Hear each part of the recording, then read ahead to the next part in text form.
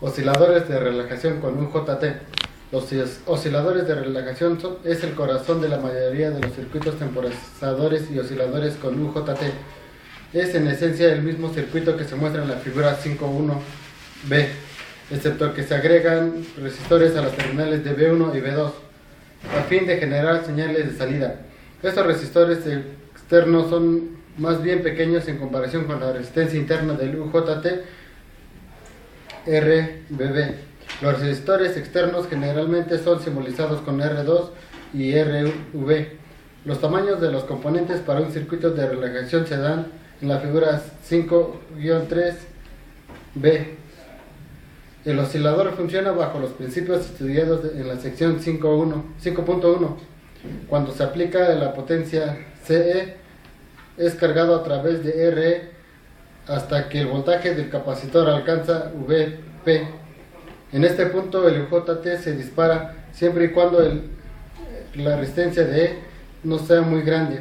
La limitación de RE ocurre porque para disparar con éxito el UJT se requiere cierta cantidad mínima de corriente entregada por la fuente de alimentación del emisor. Aún así se alcanza VP, ya que esta corriente debe llegar a la terminal del emisor por medio de RE. La resistencia de RE debe ser bastante pequeña para permitir el flujo de la corriente necesaria. Esta corriente mínima es llamada corriente de punto pico o corriente pico, simbolizada por IP, y es apenas de unos microamperes para la mayoría de los UJT. La representación gráfica de IP se puede ver en la curva característica de la figura 5.2-B. La ecuación que da valor máximo permisible de RE es sencilla de obtener aplicando la ley de Ohm al circuito del emisor. RE máximo es igual a voltaje de salida menos el voltaje pico entre la corriente pico. En la ecuación 5.3, Vs representa el voltaje de la fuente de corriente directa. La cantidad Vs menos Vp es el voltaje disponible a través de RE en el momento del disparo. Cuando el UJT se dispara, la resistencia interna de RV1 cae casi a cero, permitiendo el flujo del pulso de corriente de la placa superior de CE a RV. Esta causa la aparición de un pico de voltaje en el material de V1, como se muestra en la figura 5-3b. Al mismo tiempo que el pico positivo aparece en V1, un pico sentido negativo ocurre en V2. Esto sucede porque la caída repentina de RV1 causa una rendición también repentina en la resistencia total de Vs y tierra, y lo consiguiente incrementa el incremento de la corriente a través de R2. Ese incremento de la corriente causa una caída mayor entre R2, creando un pico negativo en la terminal B2, como se muestra en la figura 5-3, inciso C. Mayor entre R2, creando un pico negativo en la terminal B2, como se muestra en la figura. En la terminal del emisor ocurre una onda en forma de diente de sierra, representada en la figura 5-3, inciso D. En el diente de sierra no es senoidal en el sentido ascendente, pues el capacitor no se carga a razón constante. También la parte inferior de la forma de onda no es exactamente de 0 volts. Hay dos razones para esto. 1. El voltaje del emisor a la base 1 nunca alcanza 0 volts, solo VB, voltaje de valle, como se indica en la figura 5-2, inciso B. 2. Siempre hay una caída de voltaje a través de RB debido al flujo de corriente a través del cuerpo principal del UJT. Esto es, siempre hay un circuito complejo por el que puede fluir corriente entre la terminal de la fuente de corriente directa a través de la resistencia 2 del cuerpo del UJT y de RP, y por último a tierra. Vimos antes que un oscilador de relajación RE no debe ser demasiado grande, pues el UJT no estará capaz de dispararse.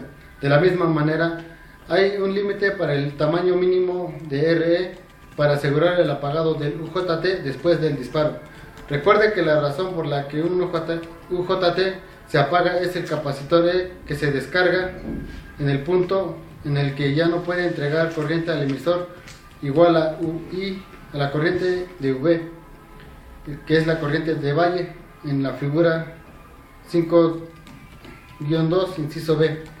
De aquí se infiere que el UJT tampoco debe ser capaz de drenar la suficiente corriente de emisor a través de RE. Por tanto, el RE debe ser lo suficientemente grande para impedir el paso de la corriente igual a la corriente de valle. La ecuación que expresa el valor mínimo de la resistencia E es RE mínimo igual al voltaje de la corriente directa menos el voltaje de valle entre la corriente de valle, que es la ley de Ohm aplicada al emisor. La cantidad del voltaje de entrada menos el voltaje de valle es el voltaje aproximado a través de RE después del disparo. Esto es cierto, pues al disparo el voltaje del emisor a tierra cae aproximadamente al voltaje de valle. La frecuencia de oscilación de un oscilador de relajación del tipo mostrado en la figura 5-3 inciso A está dado de modo muy aproximado por frecuencia igual a 1 sobre la resistencia de E por la capacitancia de E. La ecuación 5-5 es bastante exacta siempre y cuando el UJT tenga una cercana a 0.63, lo que generalmente es en el caso.